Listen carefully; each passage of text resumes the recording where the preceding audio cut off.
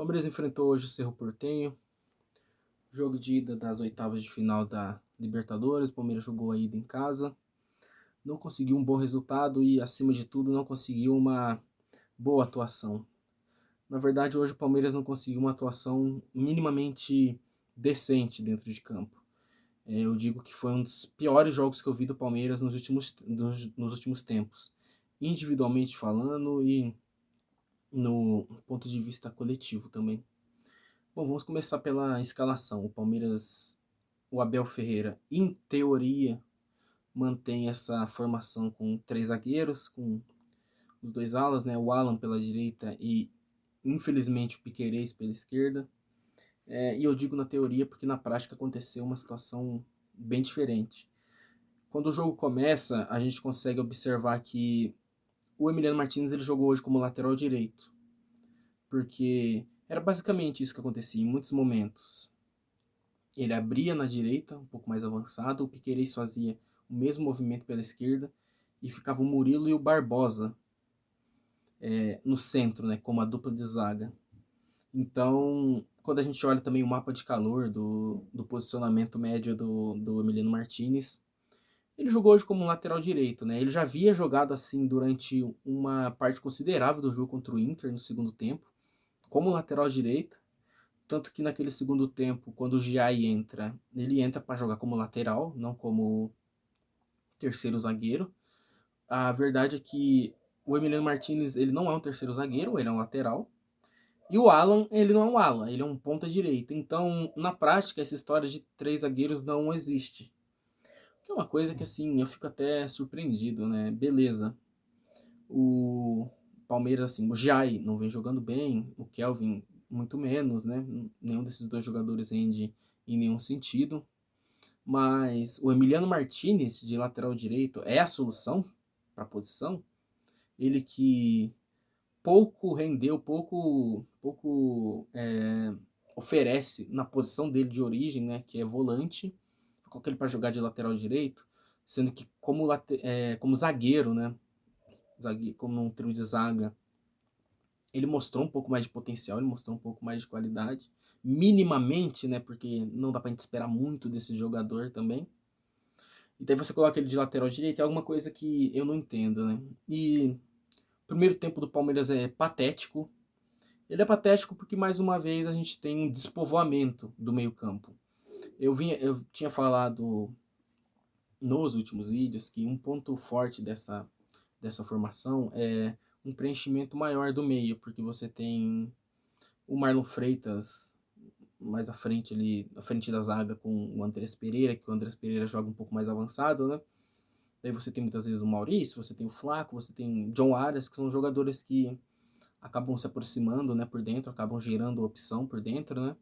E você deixa os corredores com os dois alas, né? O Alan e o Piquerez. Consequentemente, você tem um pouco mais de equilíbrio, né, no posicionamento do seu time, até um equilíbrio defensivo maior por ter três zagueiros. Mas a verdade é que hoje isso tudo foi desmanchado de maneira inexplicável e eu não consigo entender o que o suposto treinador do Palmeiras quer, né? Porque é suposto treinador, eu não consigo chamar alguém que faz o que ele faz com o time. Não consigo olhar e dizer, ah, não, é treinador de futebol. Não é treinador de futebol. Isso aí que ele fez, eu faço. Na verdade, eu não faço, né? Porque eu não sou tão idiota. Talvez eu seja um pouco, mas não tanto assim, né? Pra promover algo tão absurdo que a gente viu em campo hoje. E por que a gente tinha esse despovoamento do meio campo? Porque em muitos momentos o Marlon Freitas ele baixava entre os zagueiros para fazer a saída de bola, que é um negócio que eu odeio, um negócio que eu detesto. O Abel fez isso o ano passado todo e não dava certo, porque o time fica com o meio campo despovoado. O protagonismo das jogadas vai toda para os laterais, porque os laterais são liberados mais para jogar. A gente fica com pouco posicionamento no meio campo. Como consequência, a gente tem pouca troca de passe, a gente tem poucas ideias de jogo e a gente tem um time que fica muito lateralizado, fica muito dependente de jogadas pelas laterais. Diante de um adversário que veio muito fechado e que entrincheirava, né, a sua área, né? E a solução do Palmeiras é despovoar o meio campo e apostar em jogadas pelas laterais, porque se o Marlon recuava entre os zagueiros, ele jogou muito recuado durante boa parte do jogo para liberar as subidas do Piquerez, que é impressionante a liberdade que o Piquerez tem para atacar. Nenhum outro atacante do Palmeiras que joga ali pelo lado esquerdo tem essa liberdade que o Piquerez tem. O Arias não tem, o Sousa não tem, o Vitor Roque quando cai por ali, né? Enfim. Nenhum jogador de ataque do Palmeiras tem a liberdade ofensiva que o Piquerez tem. E a gente olha para a partida do Piquerez hoje. Vocês estão contentes? Vocês acham minimamente razoável o que jogou o Piquerez hoje? Não tem condição desse jogador ser titular do Palmeiras, gente. A verdade é que não tem condição desse jogador permanecer no Palmeiras. Ele já vinha mal tem um tempo. Ele teve um problema, eu sempre falo sobre isso, ele teve um problema físico mais sério, acho que foi no joelho, né, em 2024, que prejudicou o jogo dele. Ele já vinha mal.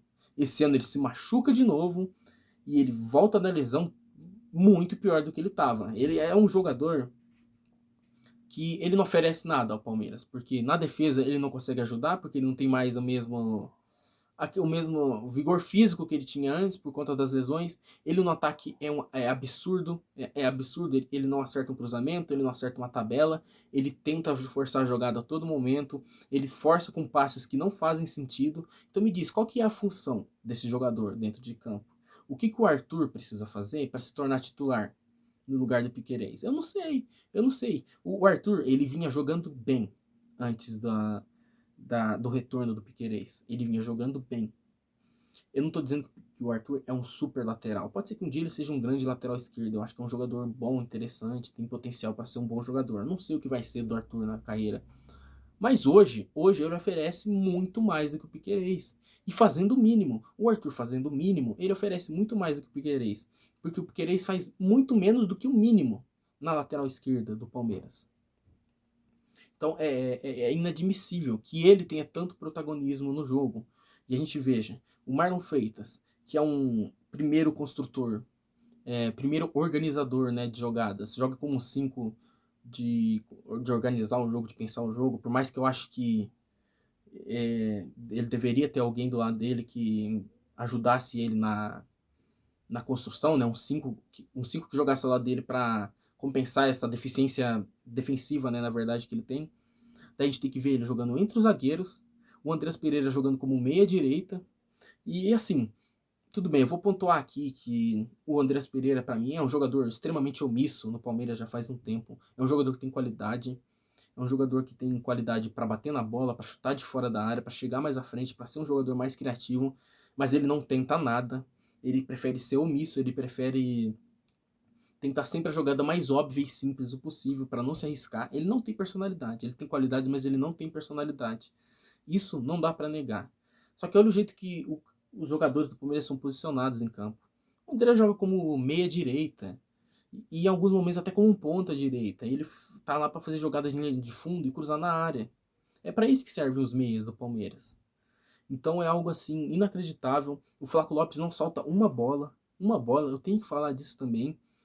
Parece que tá no salto alto, né? Já faz um tempo que parece que toda essa questão dele estar tá jogando bem, dele ir para a seleção, dele chegar na Copa do Mundo, para mim tudo muito merecido, é um grande jogador.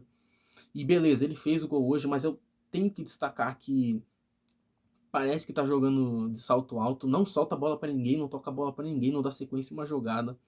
O Vitor Roque depois da lesão é uma aberração, é uma coisa assim inacreditável.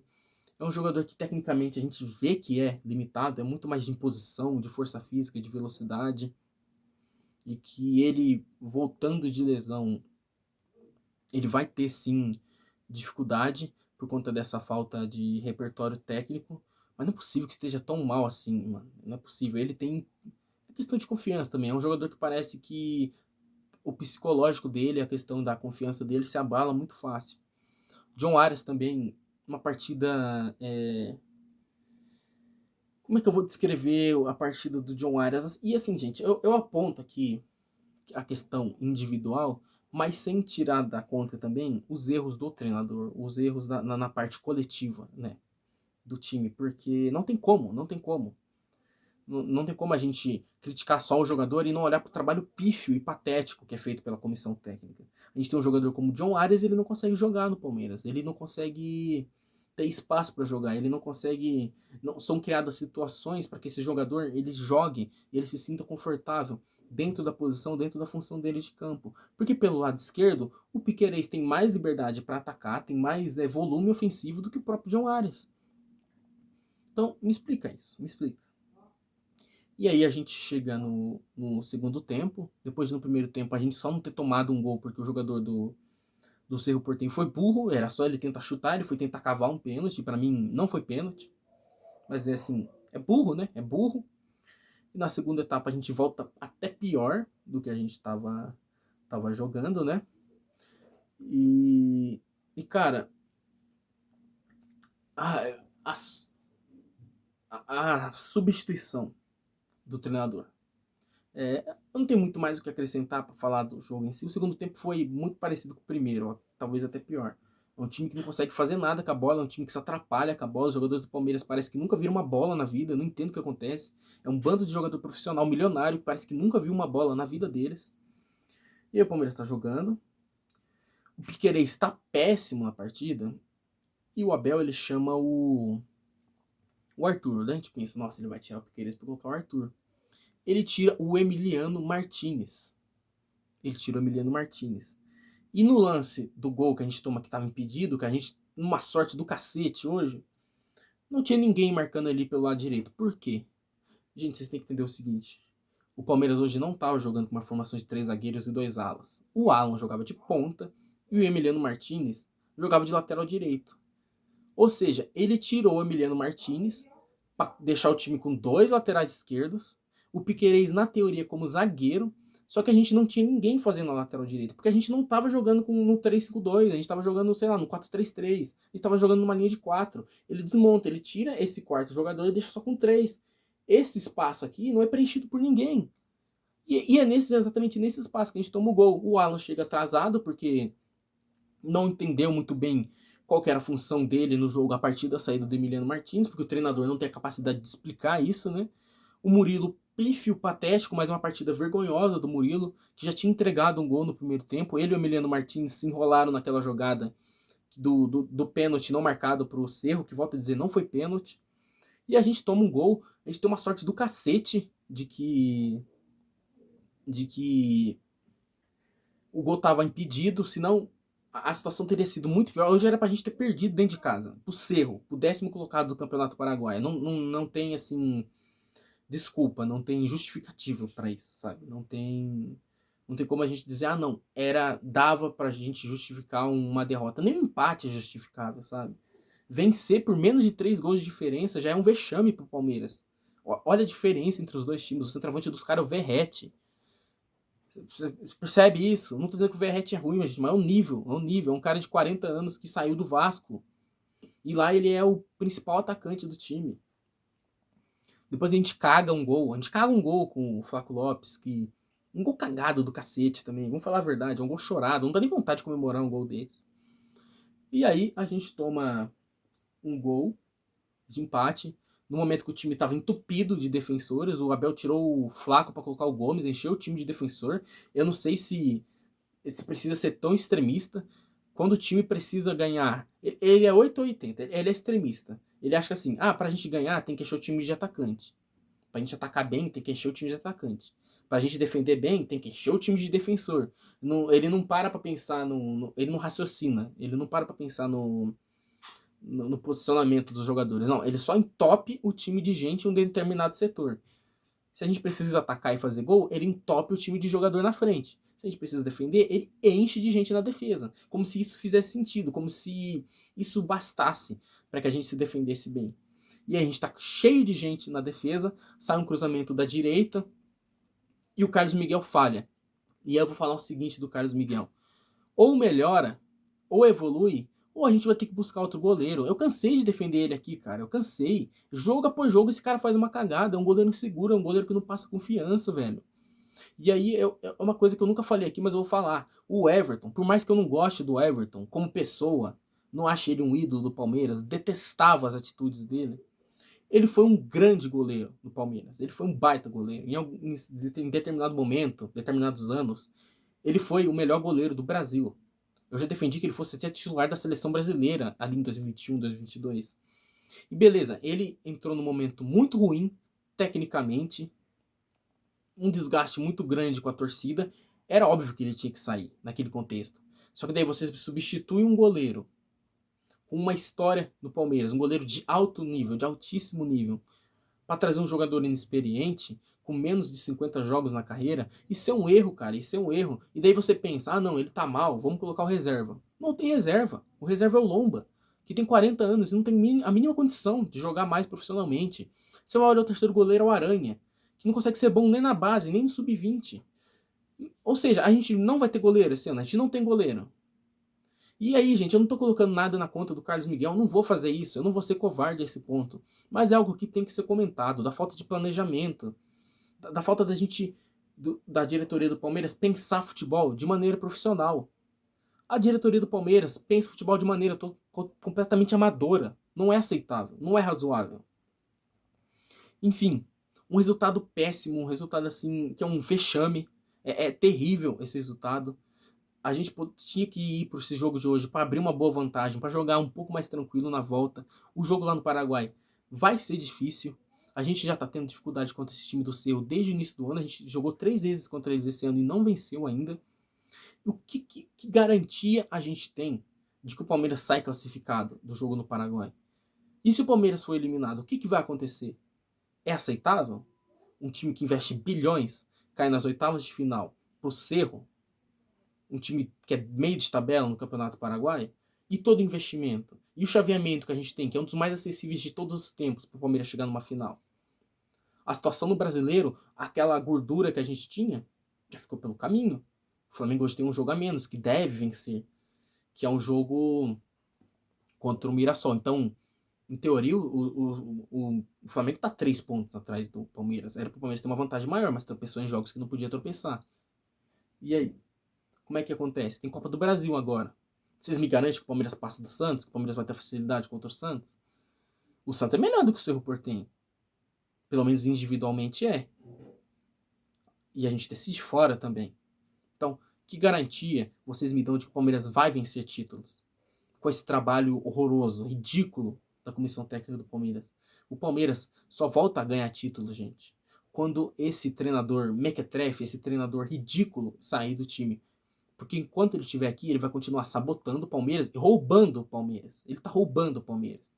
Esses 3 milhões que ele ganha por mês é um roubo. É um roubo. Porque ele não trabalha. Ele não desempenha a função dele minimamente bem, de maneira minimamente competente. Esses 3 milhões que ele ganha é um roubo. Ele tá assaltando o Palmeiras mês após mês. Prejudicando o clube. Ele é um mal dentro do Palmeiras. Ele prejudica o time de diversas maneiras. Ele prejudica a instituição. Não é possível que se a gente cair na Libertadores por Cerro, vai continuar tudo normal. Que ele vai continuar no cargo. Que vão continuar apoiando ele incondicionalmente. Não é aceitável, gente. Não é razoável. A gente tem que olhar o tamanho do clube que a gente torce. A gente tem que olhar a importância que tem esse time, esse escudo. Enfim, análise aqui pós-jogo, muito sempre, né, gente? Se você gostou, deixa seu like, deixa seu dislike aí se você não gostou, sua análise aí, sua crítica, seu elogio, compartilha, se inscreve, enfim, ajuda a gente a crescer aqui. E eu tô de saco cheio desse time, cara, eu tô de saco cheio. Eu nem ia gravar hoje, eu ia gravar amanhã, mas eu resolvi gravar hoje mesmo, pra não perder o time também, sei lá, e também já tirar essa essa preocupação, porque eu vou falar a verdade, essa obrigação, na verdade. Às vezes eu acho que se não tivesse o canal aqui, eu nem assistiria mais os jogos, que eu tô desanimado, cara, tô desanimado. Enfim, muito obrigado a todos aí e avante palestra.